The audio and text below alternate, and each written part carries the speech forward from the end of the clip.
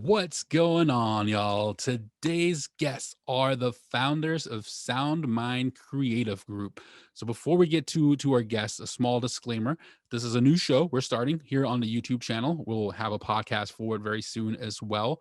This show is called Liberty Sessions, where these are going to come out on Wednesdays on the YouTube channel, and we're going to talk about this new passion that I've found right over the last. I mean, it's a passion I've had for years now, but a passion that I've become, I guess, turned us more into an obsession over the last year. And that's learning about liberty, free and open markets, Austrian economics, right? And these are all terms that might be new to a lot of you in the music industry and people that follow the YouTube channel already. So some of these conversations can get political, or will get political, and might be considered controversial to the mainstream norm, right? So if this is not what you signed up for on the channel, Tuesdays we're putting out the quick tips. Thursdays is our music business podcast, right? Making it with Chris G. Stick with those shows. We have a lot of amazing guests, a lot of great insight there. But if you want to open up to some new ideas, some new things that you may have not learned about before, maybe you've heard the term libertarian, maybe you've heard the term anarchist, right? And only have a mainstream media understanding of it, or maybe just a very surface level understanding of these things. This new show can be a really great way to learn a lot about different minds of thought, different ways to run a city, a state, a country, right? To govern even yourself and have more personal responsibility. And these are can be a lot of great lessons for you and your businesses, right? Every artist is a business. Every artist manager has a business, right? There's so many entrepreneurs in the music industry. I mean, it's probably one of the industries that has the most entrepreneurs, because imagine every artist that's playing on a stage somewhere is an entrepreneur. They have a small business. And learning how all of these things work, right? How economics works, or Austrian economics, and the philosophy of free and open markets, and the philosophies of anarcho-capitalism, whatever it is. I feel like you're going to learn a lot from this show, from this new show that we're doing, Liberty Sessions, right? And we'll still talk music, we'll still talk business, we'll still talk creative arts and how to grow your creative brand on the show too. But we'll just have some different guests that we haven't had on the show before, or maybe musicians that are libertarian, right? So the whole goal of Liberty Sessions is to have a Liberty session with creatives. So I'm not going to be having the same interviews that other people are having in the whole liberty space. I'm trying to carve out my own niche where I'm focusing on creatives. And we have an amazing first guest. I wanted to make the first episode about my journey and why I went down this path, but I think the guest for today's episode is way more interesting and way more relevant to today's times. And that's the SoundMind Creative Group, right? And the other thing that makes this group very interesting is they all work under pseudonyms. So the guest today is John and Alan on the show, and they're talking about a new documentary series they're working on called Follow the Science on Lockdowns and Liberty. And you're going to learn a lot about what it is, what it's like to be a creative in the entertainment industry, and to be someone that maybe doesn't have the same mind of thought or the same philosophies as what's considered the mainstream norm, right? In our industry, the entertainment industry, one of the biggest challenges of not sharing that same school of thought is the fear of losing everything, the fear of losing our jobs, losing our partners, losing our projects that we're working on, right? Because we ask questions, basically, right? We're asking questions and we want to look at things from a different perspective, and maybe a more, I believe, a more scientific approach, right? So if you follow the science, you look at the data and the numbers, do lockdowns really work? And that is something we dive into in this episode. And we talk about their new documentary series, Follow the Science. And then they're going to share a little bit about SoundMind Creative Group and what their organization is, their backgrounds, and just their lots of great advice for people that are in a similar situation, that are fearful of speaking out. So this is a really amazing first guest for our first Liberty session, and I'm really excited to share this conversation with you, all of you. I think you're going to learn a lot from it. hopefully you'll find some inspiration from it in your creative endeavors and your creative projects. And to learn more about SoundMind Creative Group, just go to soundmindcreativegroup.com, and they also have a link there to their crowdfunding site to fund this first project that they're working on. And they've raised close to $80,000 already on this or as of this recording, and they're raising a lot more, and they have a lot of supporters. So please go check them out. Check out their trailer and all the awesome things they're doing. And on to our guests. I hope you enjoyed this conversation with the amazing John and Alan from SoundMind Creative Group. Live the life you love. All right, we are live. I'm excited to introduce everyone to our first Liberty session with John and Alan. John and Alan, welcome to the show. Thank you, Chris. Glad to be here. Yeah, glad to have you. I'm just asking you guys. Chris, appreciate it. Yeah, for sure. I'm just gonna ask you guys a quick opening question, just so people can distinguish the different voices, since we have two of you. But I know we're kind of keeping everything private, so people will not see your guys' faces on the video version of the podcast, and we're using different names. So I guess Alan first, just give us a little pseudonyms. Yeah, that's the word I was looking for. Alan, give me a quick little introduction about you and what you can share.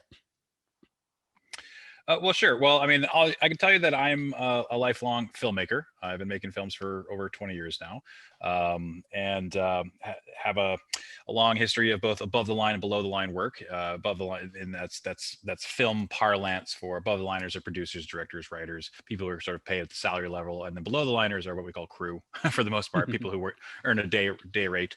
And I've done a lot of that, and had a lot of success in the writing, producing, directing world. And so and I've a long career there. In fact, John has a good sort of catch-all for the team that we put together, but we are all part of the SoundMind Creative Group.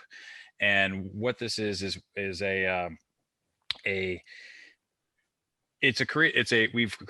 a production specific group that we've put together to take on controversial films. In our line of work, it is difficult to be an independent thinker of any stripe outside of the groupthink of Hollywood.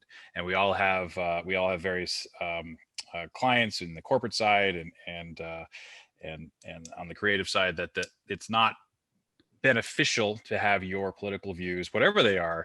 Even, you can be conservative, you can be libertarian, you can be just a live and let live type person. But if you're not in alignment with the groupthink of Hollywood, it can be detrimental to your career. So we founded this group to come together and start making films. And I'm a member of it, and John's a member of it, and a few other folks that we have online. And we know that we're out here discussing it, utilizing pseudonyms and whatnot, and as a circle of trust, but we're trying to kind of create put a premium on privacy for those who would like to work with us, and putting the call out for crew and other creatives above the liners, below the liners, who would like to work with us to make films. And we'll get into what film we're making in the course of this conversation. But so that's what the group is. And John, if you want to talk about who we have as members so far and what we've been up to. Yeah, sure. So I also have been working in the entertainment industry for a little over 20 years now.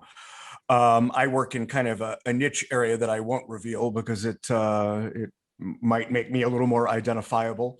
But certainly have been involved in many kinds of productions across the board.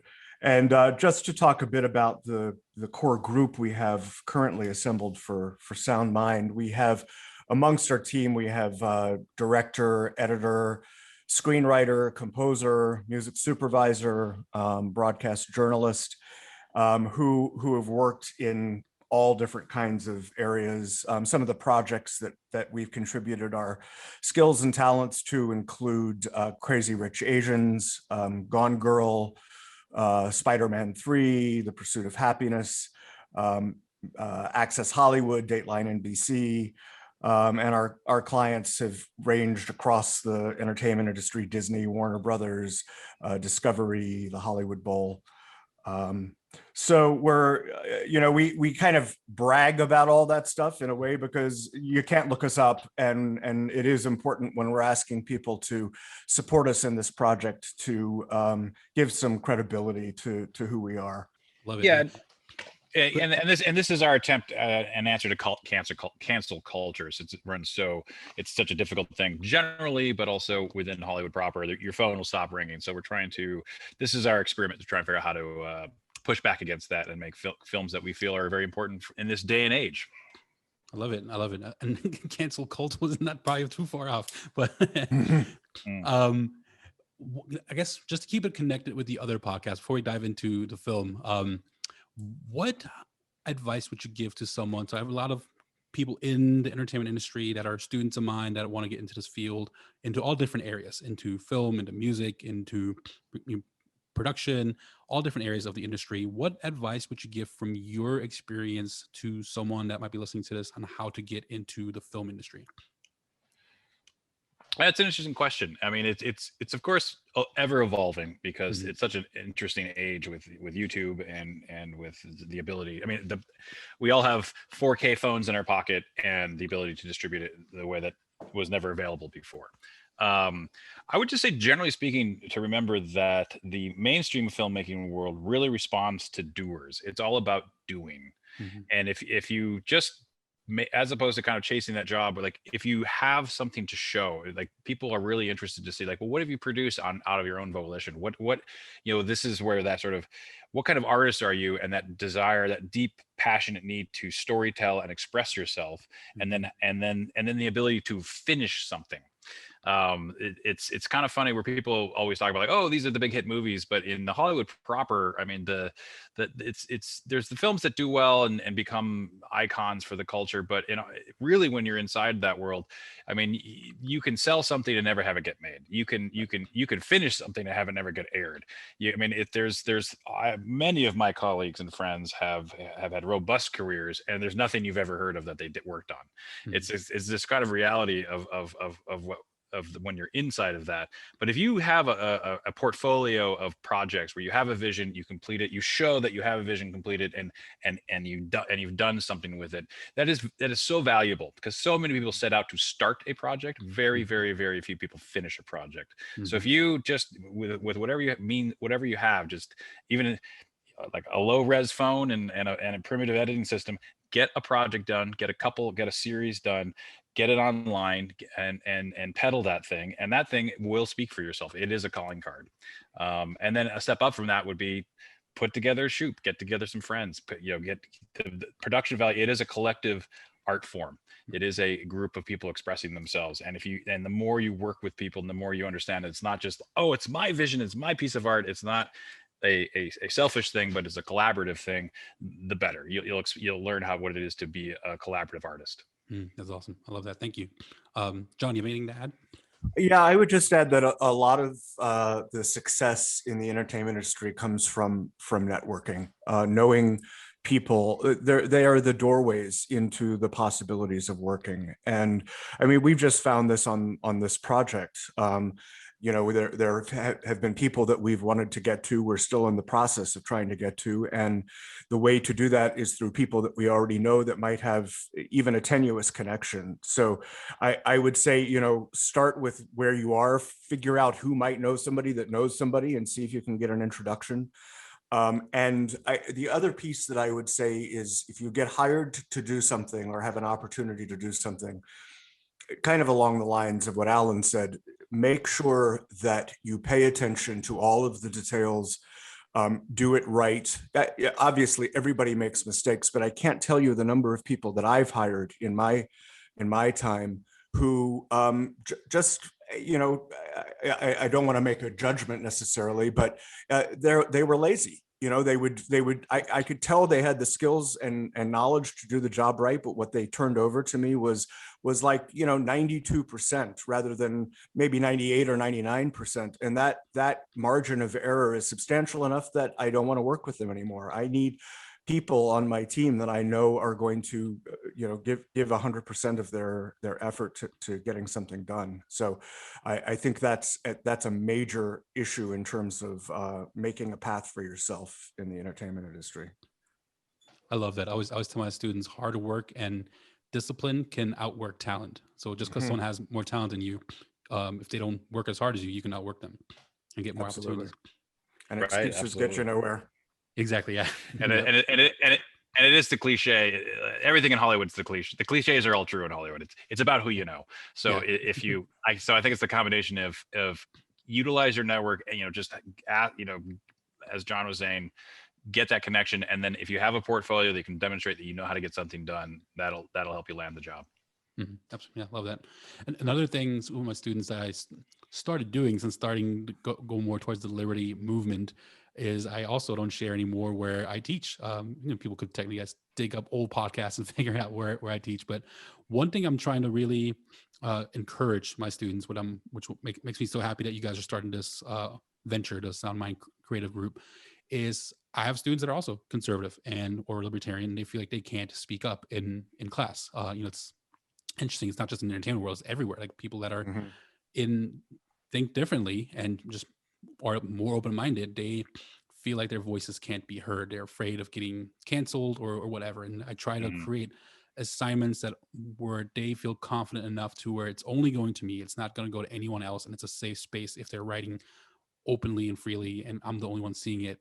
And I love that y'all came together. How did y'all meet, and what was the inspiration to starting SoundMind Creative Group? Well, John, you want to go for it? we've collaborated on a number of projects. Okay. We all have worked in the kind of niche of the liberty space in the entertainment industry. There is a group of filmmakers who come together in various ways in that space, and so we've worked together on a few projects. This was the first time that we've kind of really collaborated as peers. And it really all started with a podcast of Tom Woods a couple of months back. He had a gentleman on who's done some amazing charts showing pairwise comparisons of various states and countries, illustrating basically that lockdowns and mask mandates don't do anything to solve the problems of the pandemic. And on that podcast, Tom said, I really wish a documentary, high quality documentary, would get made about this, just to really show people the data in a way that's accessible, and to talk about the stories of people whose lives have been destroyed. And I thought, yeah, God, I'd really love to see that. And then I kind of looked up in the mirror and I was like, well, why shouldn't I make that? And I went to my colleagues, because it's not something that I could really do by myself, and said, what do you guys think about this? And we were reluctant. When I first went to them, I was like, I don't know how serious I am about this, but I kind of have to share it and see what you think. And eventually we decided it was an important enough project that it needed to be done, and it needed to be done right. That we all know a lot of documentaries that have good information, but the quality is not there, the style is not there, and it falls on a handful of ears that are receptive to the message, and everybody else dismisses it either as conspiracy theory or fringe. And so our goal with this was to make something that would get as many eyeballs on it as possible, in order to shift the conversation. So that's kind of our origin story. I love it. I know exactly the charts you're talking about too. I'm going to throw those in the show notes. I've studied those charts quite a bit myself. So I guess let's get into the movie or the documentary, Follow the Signs on Lockdowns and Liberty. So my kind of story is I'm from the music industry. That's my background.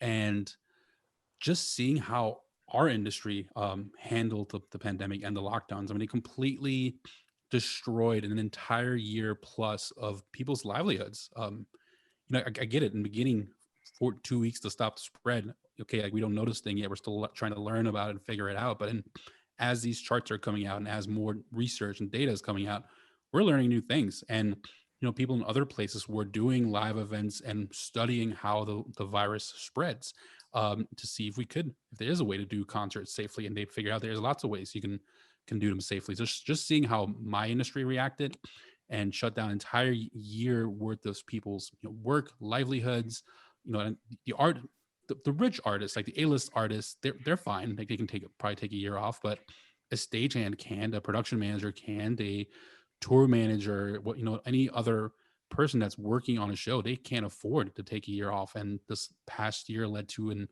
all-time high of drug abuse, alcoholism, domestic violence went up, suicide, and the list just keeps on going forever. And I'm just the longer this goes on, I'm just kind of pissed at at my industry that we were shut down for so long.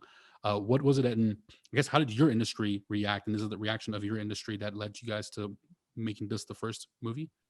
Yeah, well, great question. I mean, they're really very similar. I mean, it was shut down. It was the same kind of thing where, I mean, obviously the aspects of being on set, we come together. It's a collaborative effort. It's like putting on a concert. It's the hallowed ground of the film set. You have a motion picture camera. You have your subjects. You have your actors. You have your crew, and all that was shut down. And it was deemed the whole essential versus non-essential was an interesting narrative in and of itself. Yeah, it just, we all had to just knuckle under, and everyone was listening, and everyone's like, well, what do we do? And we watched everyone kind of get gripped with the fear, and this you already brought it up about the sale of like, 2 weeks to flatten the peak. But the thing is, I'd been working in I felt there was the narrative presented by the mainstream media, by the politicians, always seemed to be disconnected from the on the ground data. The data always seemed cooked. And I say that, and it used to be I had to say that a little more tentatively, but now with everything that's coming out of the news in terms of with Fauci's emails and whatnot, I mean, it's pretty clear that they were making political decisions as to what messaging to use, and it was about what they were trying to control in terms of what the people knew, as opposed to actually presenting a transparent look at what is the data, what is this virus, what is the actual what does the data actually reveal, as opposed to how do we create a theater that makes people feel safe and make them more compliant. And it seems to have been a lot of very calculated engineering, and even the fact that if you were to ask the questions of, I mean, just standard, we're artists and filmmakers, but we appreciate the scientific method. And we appreciate the ability to ask questions, and we appreciate being curious. And it was pretty apparent that was not being permitted, that the nature of science was being corrupted to its core. And when the data, and this is the kind of thing we want to show when we get into the data, and we've been working very closely with Nick Hudson of Panda, and they've got a lot of the data close together, and I think you were saying you're going to show some of these charts of just showing that whenever they felt that the trends reinforced their narrative, it'd be all over the news. When the trends of the data didn't reinforce it, it was cricket. It was the sin of omission. Where you could have, like with North Dakota and South Dakota, where one had strict lockdowns, one did not. They would have the exact same spikes and the exact same declines. I mean, it was as if the lockdowns didn't exist. That should have been an open, transparent discussion as to why or why not was it helping, why or why not was it hurting. But if to do so would be conspiracy theory, it had to be debunked. It was misinformation. It was like it was a prepared stage, so that if you asked questions, you were condemned. And with what we were talking about earlier with cancel culture, you really we all kind of lived in a sort of a media fear of retribution towards it. So it was a culture of shame, and shunning became the norm. And this is not for free peoples living in a free society. This is not how things should play out. Yeah, absolutely. John, anything you wanted to add to that? I think Alan covered it pretty well. I mean, definitely. Personally, my income was cut in half as a result of the lockdown. So I do feel it personally, although I've been lucky. I do a lot of my work from home, so I've been able to kind of stay afloat. But certainly know many many people whose livelihoods have just gone down the drain. And it's also, I think there's this misconception among the uh, the comfortable elite who work from home that Yeah. once this is lifted, well, I'll just go back to our jobs and maybe we had to deplete our savings a little bit and take some money from the government, but we'll just get back on the horse and everything will be okay. Well, people have been building careers for decades that you don't just get back on that horse. It's got to be rebuilt, sometimes from the ground up. A story that we got, where part of our mission with this is to get stories from people around the world that we can incorporate into the documentary. And we've had quite a few people sharing those. And just a little caveat about that: if you go to our website, SoundMindCreativeGroup.com, we have a portal there where people can send us stories. Okay. But we heard from a woman in your state of Florida who was pursuing a lifelong dream of being a woodwind player in bands for musicals. Mm. And she had just gotten a major gig. She'd been working for years and had finally gotten a major gig.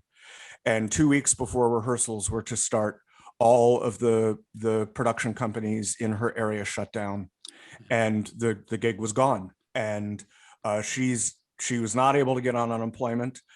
She's been living off of her savings, and all of that traction that she'd started to build, has slipped out from under her. And who knows what will happen? I guess things have already started opening up in Florida already, but it's those kinds of stories that are heartbreaking. And it would be one thing if the measures actually did something.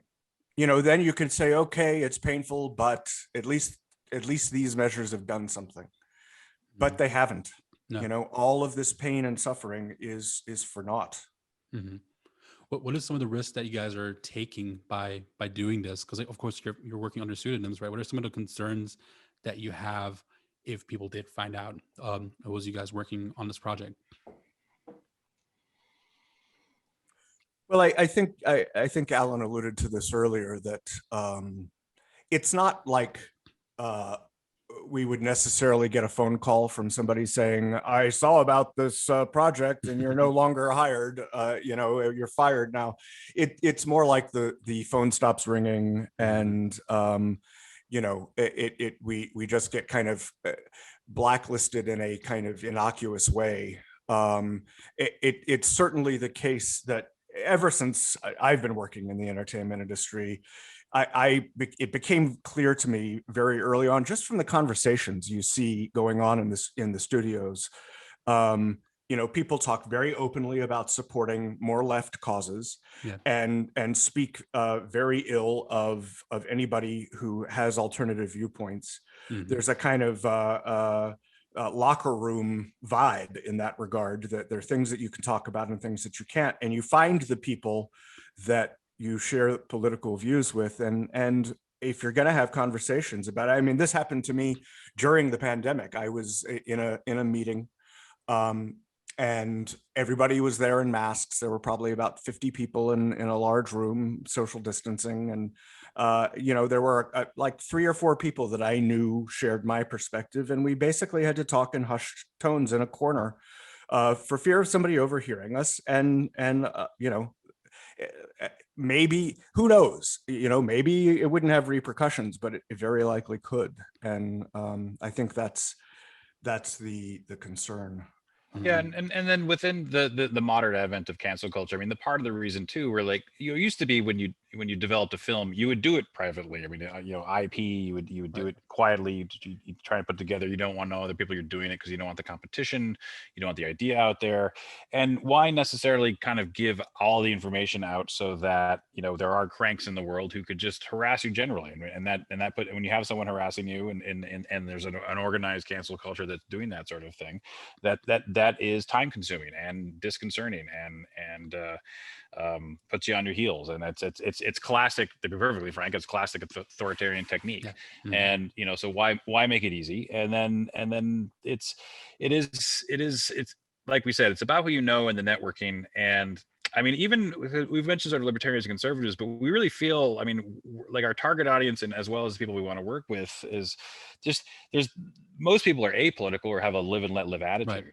Mhm. And then there's what I tend to call it like the liberals from the 90s. I mean, like there used to be like the general, and John has a lot to say about this kind of stuff too, where we really feel it's that center left that actually isn't sure where they are anymore, because it's sort of Right. the party and the culture has gone so hard left, and they sort of are stuck kind of, well, that's my side, so I need to support it, but they're still rational people who would generally question authority, and they're like, and they can't deny that there's clear and obvious manipulation going on, and yet they're Mhm. stuck. And so it's trying to create a space. I mean, and I have many artist friends in LA who, I mean, these people express themselves freely, and Yep. I know that they quietly, they're like, yeah, I'm nervous to just say anything, because if it's not the correct verbiage, the correct groupthink presentation, then they might get in trouble. And that's what we're pushing back against. So we really feel this is a broad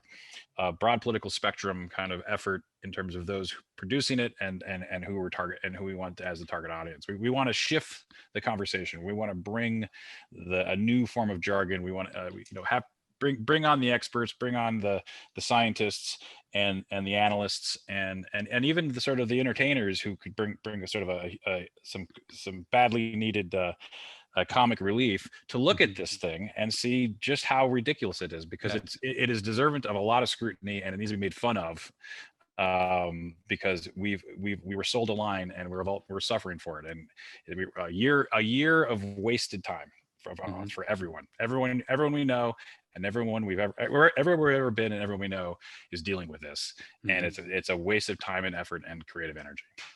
It's so interesting when you talk about the left or the center left and people being confused, like trying to figure out where they stand these days. Mhm. Especially ones that are more towards the center left, because that used to be the party of freedom of speech, freedom of Yeah. expression, and Yes. equality and peace and love for all. And it's not really for all anymore. Like if you disagree with the mainstream narrative, it's not peace and love for you. It's Yeah. Yeah. you have to work under a different name or worry about getting fired and losing your job, losing your livelihood, and being shamed publicly. It's awful what's happening. Even so, I was raised liberal, or raised Democrat. Like that's who I always supported. I thought those were the good guys. And um, my wife challenged me. I told a story a few times, but my wife challenged me a few years ago, and she said, you're not a Democrat." I'm like, "Yes, I am." And she's like, "Well, based on the things that you tell me and what your values are, you're probably more of a libertarian." I'm like, "What is that?" So I just started learning about it and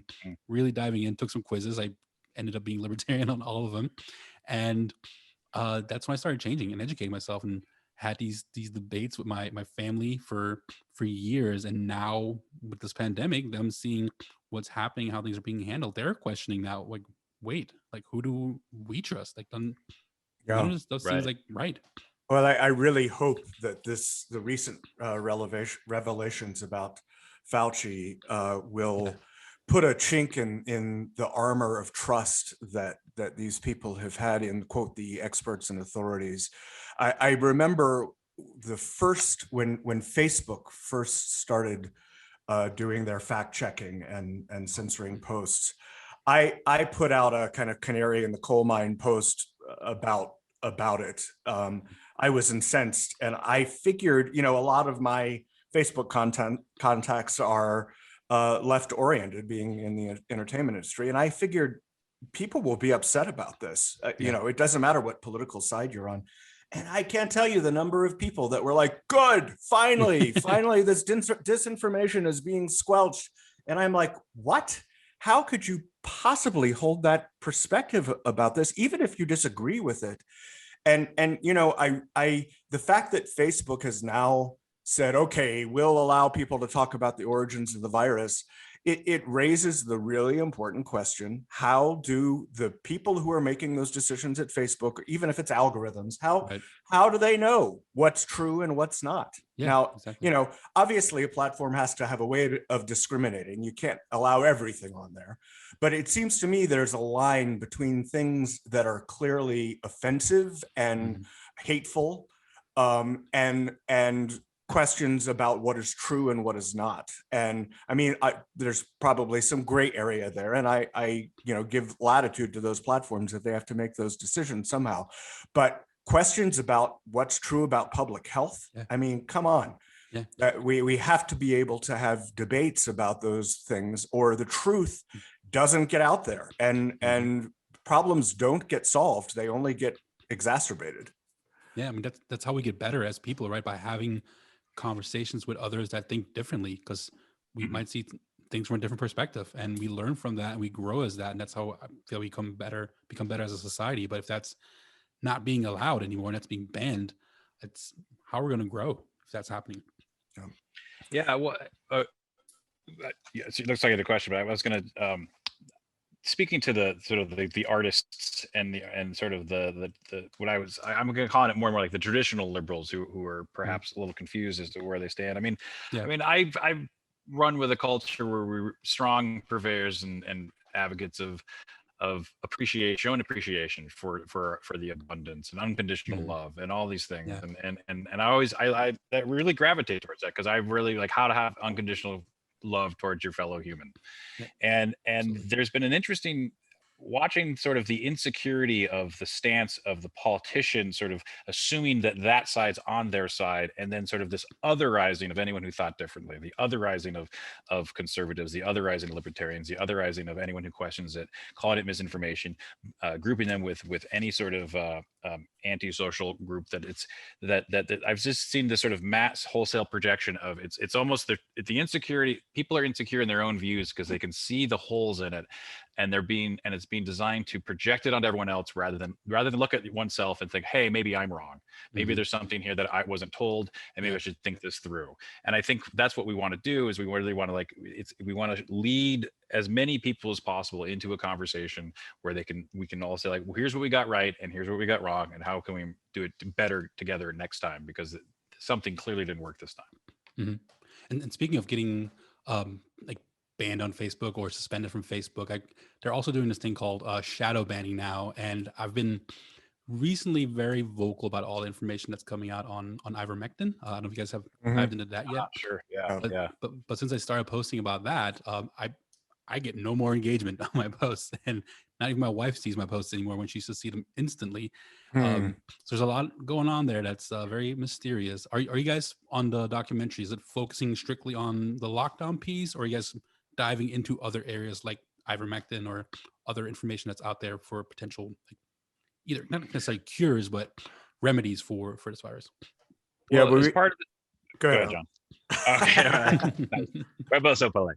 I'll start it off to say that, well, it's an ongoing development process where we haven't seen it as a documentary, but we've actually, in the last week or two, and I think we've been changing the language. We've decided to expand the project into a docu-series, like a Netflix style docu-series, because we realized it was bigger than one film. Yeah. And we want to get into, first thing we just want to look at is like the world before COVID, and then look at, I mean, especially now, this was the kind that we had sort of explained it before, but now it's in the news today about what exactly happened. Where did this disease come from? What was the process? How did it infiltrate into society? How to get outside of, I mean, we know it's from China, but where exactly did it come from in China is a question. What is the involvement of the United States government? We just want to look at the facts as best we can. We want to present them as neutrally as we can and trace the story of the disease itself. Then we want to look at the narrative response. We want to look at there was the reality on the ground, but then there's the perception of the reality that was presented to us as a narrative. So we want to tell that story. And then to answer your question, what we will then kind of go through the process of like looking at the lockdowns, looking at the data, comparing the lockdowns and the mask mandates, seeing where was it effective, where was it not effective, what would it have looked like if it actually was effective as presented, what should the numbers have looked like. And we're bringing on some animators, so we want to help the data be more accessible to our audience, so they can kind of feel and see and be with the data as an entity in a storytelling of itself. But then ultimately, just to answer your question about, we want into vaccine process. That would be sort of episode 4 or 5 of a 5-episode series of looking at the nature of the vaccines, like this necessity My internet says it's unstable. Hopefully I'm still there.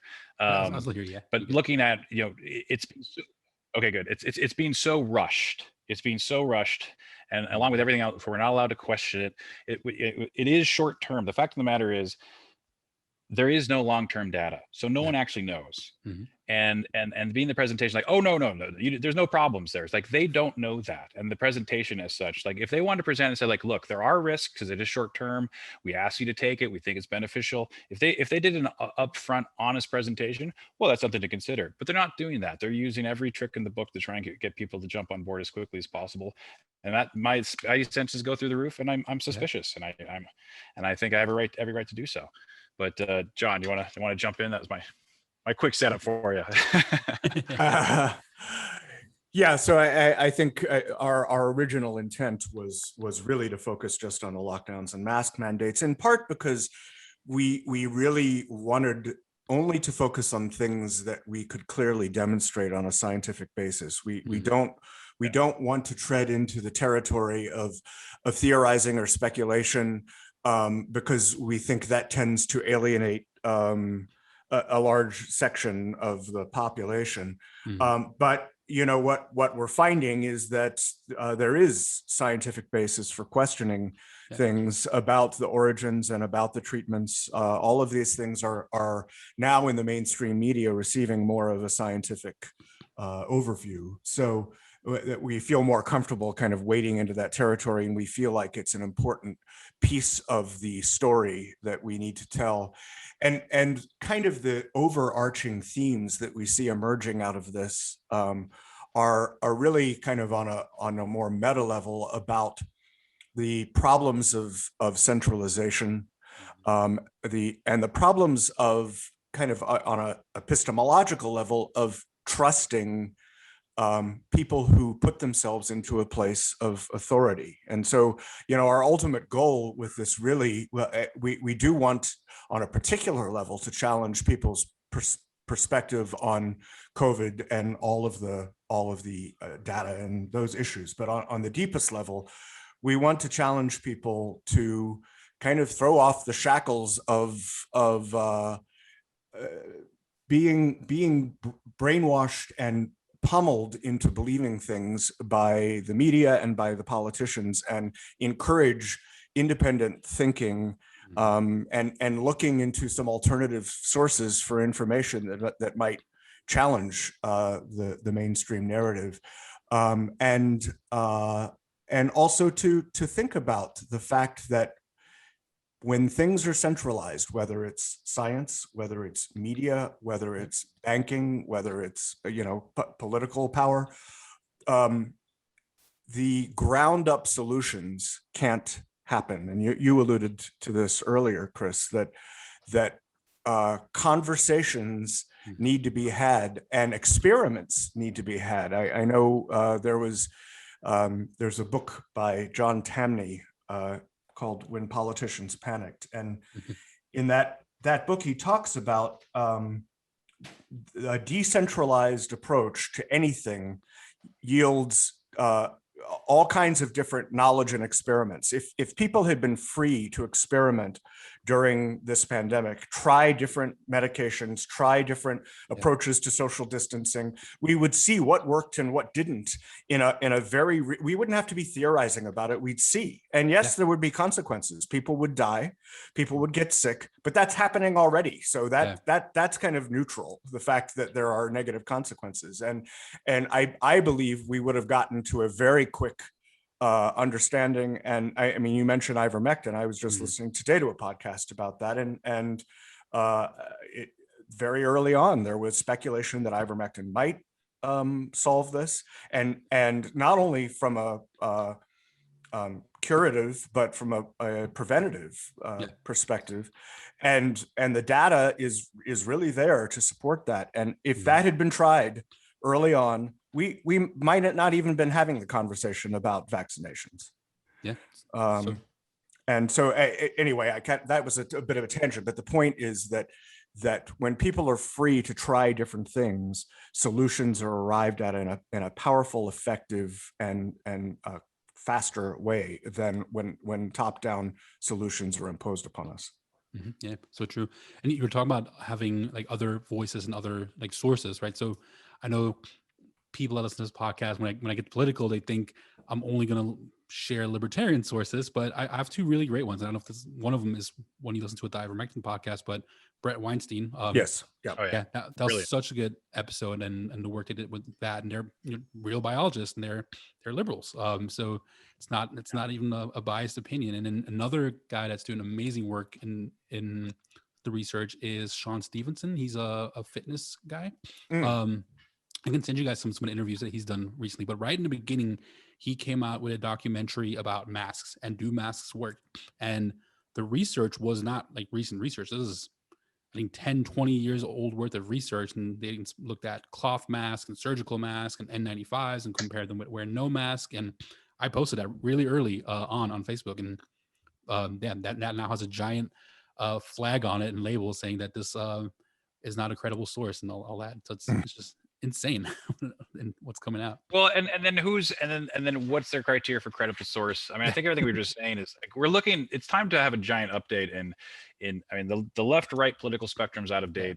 I mean, the I think part of what we'll be revealing is turning over every stone and revealing that the scientific community has been very, very corrupted. The system, I mean, the follow the science, follow the money, who's paying who, and even the sort of the weird way that everything, this use of the term peer review, and this old system of like, you know, where it's like these publications, the dead tree publications, and these anonymous peers who review this stuff, where it has served its time. I mean, it certainly serves its function in the world of the scientific method, but I think we need to update that. I mean, I hear a lot. We were actually having a conversation the other day that maybe that's where blockchain comes into play, where you're able to have papers put out there and then have, you know, where it's a place to put it, and then multiple credentialed people can come in.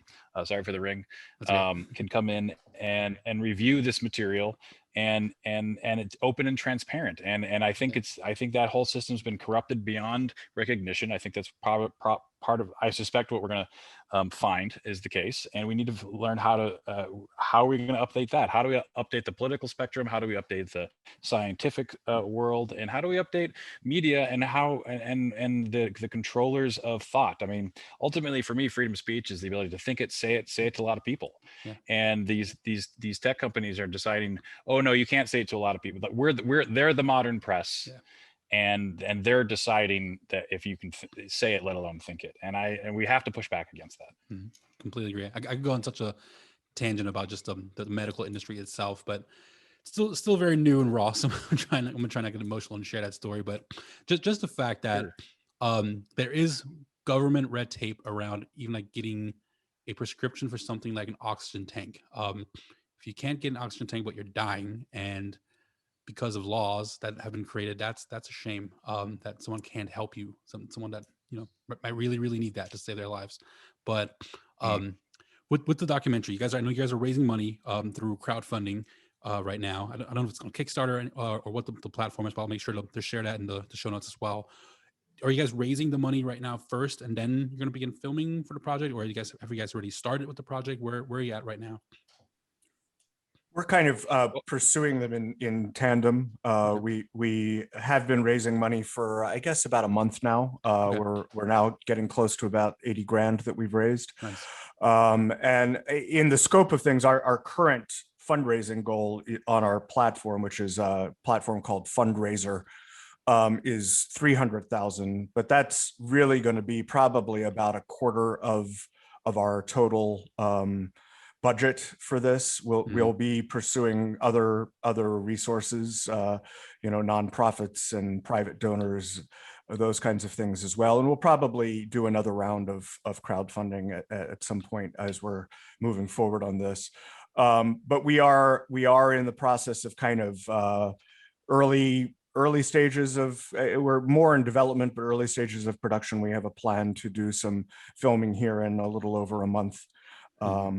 So that's that's kind of and what I'm sure we'll be fundraising for many months to come in order to really get the budget that we need, especially now that we've decided to do a 5-episode series. We're looking at more like 4 to 5 hours of content as opposed to 1.5 hours of content. So we've decided that we need a substantially larger budget.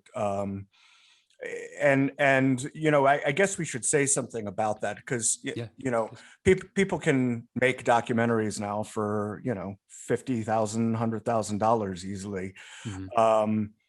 But the question is what the level of quality is, and like Right. I said earlier, we want this to rival.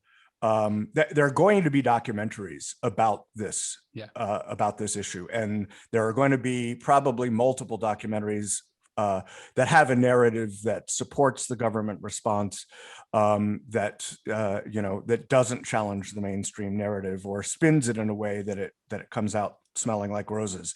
Mhm. And so we want this to be of the quality that it can stand against those and challenge those, and that means having uh, like Alan mentioned earlier, high level graphics, high level animation, celebrity talent that people will know and love and will respond to, a music score that excites and energizes people, and all of the other production elements that have to be there for a project, including legal. Legal is going to be really important to vet everything that we're putting out there to make sure we don't jeopardize ourselves in that regard. Mhm. So that just is to give an overview of the kinds of things that the budget will go toward. I hope one of those celebrities And we're involved really is Rob going. Schneider. So, sorry, Alan, go ahead. Oh yeah, good. No, that's Rob Schneider is he's on fire. He and He's James on Wood, fire. those guys are quite amazing on Twitter. Yeah. They're fun. They're fun to read. But yeah, I mean, we're hoping. Yeah, very much so, and that's that's the kind of thing too. Where we say like the badly needed sort of comic relief and whatnot. Like we want to create a film that's cinematic, and when I say cinematic, that means the suspension of disbelief. I mean, most people learn their history these days from movies. I mean, and it becomes this dogmatic. People have the films they love, they watch them over and over and over again, and now things like Star Trek and Star Wars are practically their own religion. Yeah. and we know that, and we want to have a film that we enter into sort of the historical log as to try and present the information as in as clean a way as possible, but also to something that sorry, train of thought, where when I mean about suspension of disbelief, where it's like when you watch a film, you're seeing something, you're hearing something, it's like you're having the experience. So you have a story. The way we're designed as oral storytelling creatures is that you can't just say information at people. We can't just show the data at people and change minds. And in the freedom libertarian world, there tends to be a belief that it's like, oh, you just tell them just tell them the data, and they'll see the truth of it, and then it'll be fine. But it doesn't work that way. We are empathetic beings, and we have this, and we gravitate towards story, and we gravitate towards the hero and the universal hero myth. And so the nature of film is that you have to have good, compelling stories with that you're crossing emotional thresholds. Like we want to recreate the emotional experience everyone went through, and then and that gives you that emotional story that you can then put the knowledge. You sort of, it's weird. It's like the glue of knowledge. The knowledge is glued to that emotional storytelling, and that combination is the wisdom. We want to try and capture the wisdom through a strong piece of cinema, a strong documentary that doesn't just inform people, but that gives them an emotional experience that opens their heart, so they can see what they felt happen. They can identify with what happened, and if they've perhaps need to think really hard, like, was there anything I could have done better, or was I misled in ways that I wasn't sure I was being misled, or was I part of the shaming and shunning that was not beneficial? We want to approach that, and by making a really high quality film at the production level that we want to attain, I think we have a real shot at changing hearts and minds. I love that. I'd be really curious, and this, of course, probably something we can't talk about now, but when it's all over, I'd be really curious to learn how, be on the business side, like how clearing music worked, and if there's any challenges with clearing music from certain artists, or if it's all an original score, and how working with unions worked and all that. But I'll be really curious about that in the future. But is there any pressure with timing to release this? Because there's a lot of information coming out now. There seems to be a lot of changes with things starting to open back up. Is there any pressure with getting this out at a certain time, or are you guys just really taking your time to do it right? Like, Well, what's that's why what we're doing, we're pushing hard to get the pilot done effectively, or at okay? least the sort of proto pilot. We're going to start filming in July, Okay. and so we want to get sort of the first installment, at least a 20 to 30 minute version of the pilot done Mm. as quickly as possible by the late in the year, hopefully in the fall, and so that way it's germane to the current situation, because I'm sure it'll still be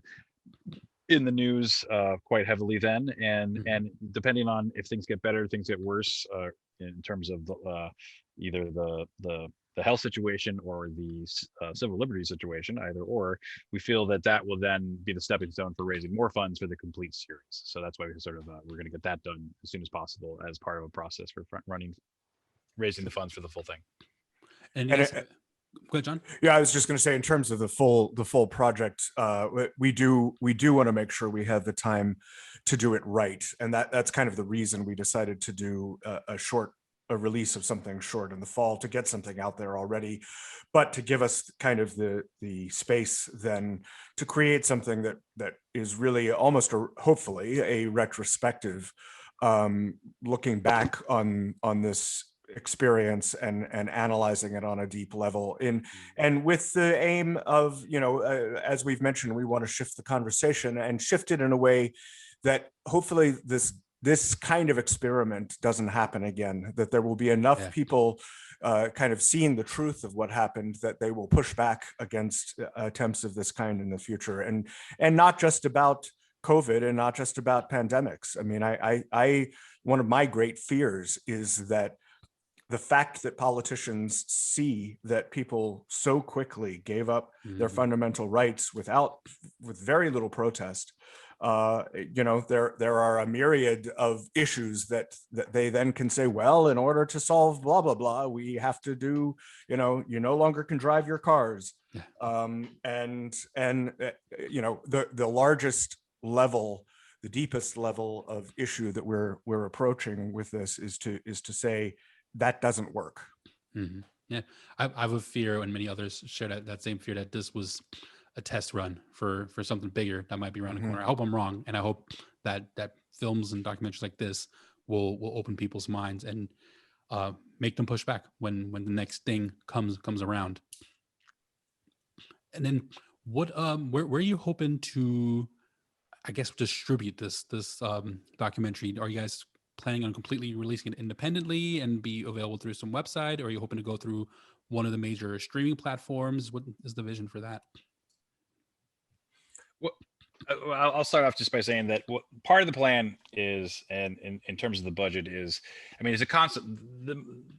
There's the traditional distribution methods. We have some plans to pursue those, but we also know that there's a lot of new ways of doing it, and a lot of ways that may or may not be open to this film.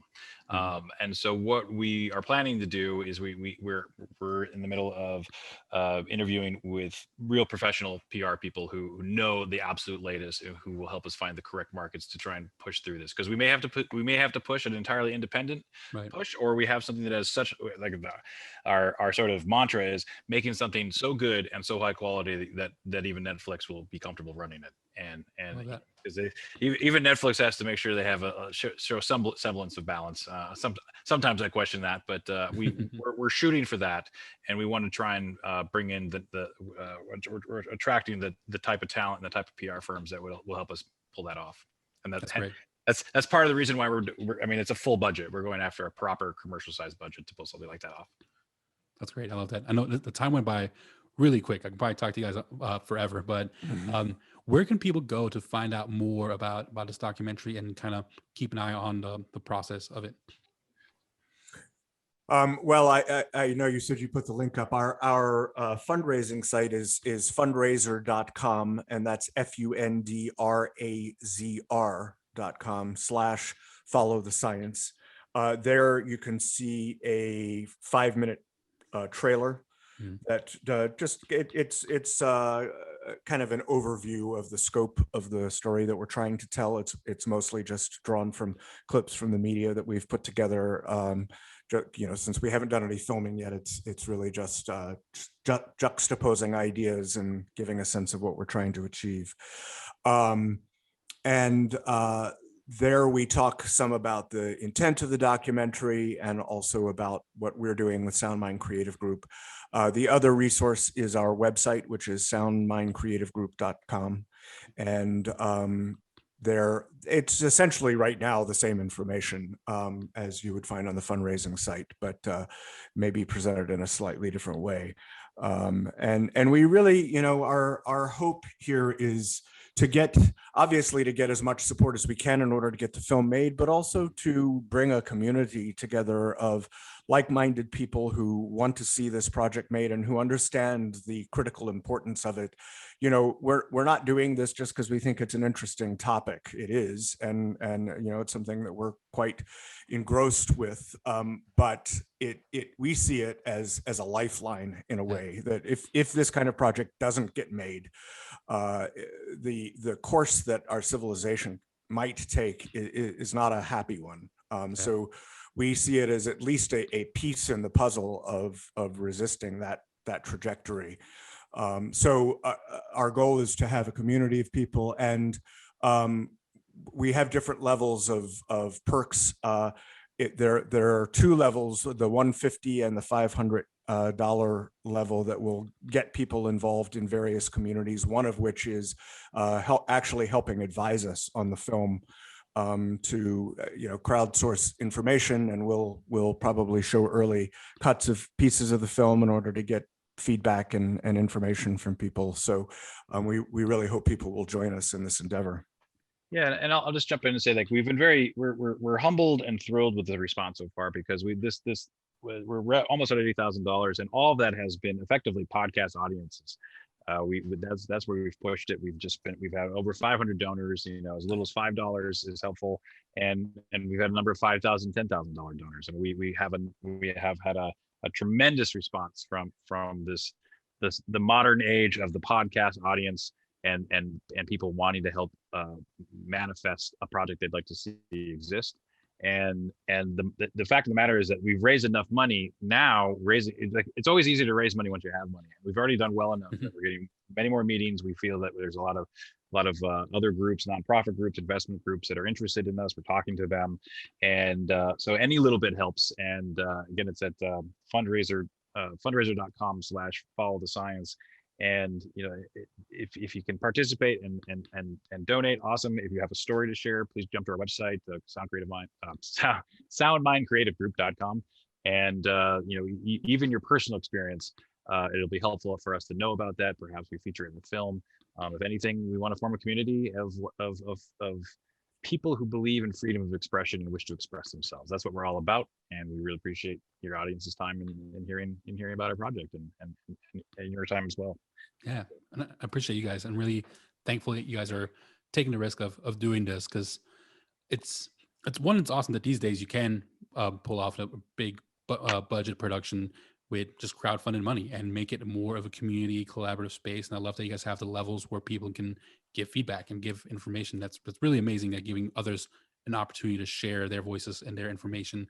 And I guess the last question I'll ask you guys is, for someone that's listening that is maybe in a similar boat where they feel like they can't speak up in class, they can't speak up in their industry because it's just not, you know, mainstream popular opinion, and they're afraid of cancel culture.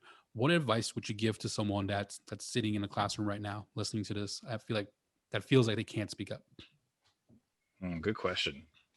John, do you have any I want to think about that. Well, I think, you know, the main thing for me is looking for people that that are willing to engage in a conversation. And you know, I'm just speaking personally, that I look when broaching these kinds of subjects for somebody that I have a sense that they're not in a space of hardened conclusions, and they're willing to come to a conversation with something of an open mind. And, you know, there's subtle clues about how to find that person. I have found over the years, you know, I used to be kind of a firebrand and would just kind of go off about my political viewpoints. And I just found that most people have no interest in a real conversation about those things, and it's pointless. It's not going to change their mind. It ends up with me getting frustrated and possibly compromising an otherwise decent relationship. So I mean, I don't want to counsel anybody not to speak up, but I think it's a matter of finding the right place and time to do it, and just kind of having your radar open to seeing what situation and what people might be appropriate for sharing those viewpoints and challenging other people's beliefs. And just embracing expression. I mean, think the artistic desire to express oneself. It's a good starting point for a lot of conversations. And there's a lot of people who will like, oh yeah, absolutely. You know, that I find that to be you know, if you say freedom of speech, that's been fairly politicized. 10 years ago, that wasn't politicized. I used to talk about freedom of speech all the time. Like, oh yeah, it's very important. But that term's been attacked. But the idea of that internal need for the artist to express themselves, I find that to be a very good starting point. So find a way to start the conversation utilizing that. As I like to, like my summary too, that I just believe in everyone's right to think it, say it to a lot of people. And you know, de-emphasize the tech, de-emphasize the social media and the modern media. It's just a matter of expressing yourself and holding space for those who wish to do so as well. Start there. Live the life you love.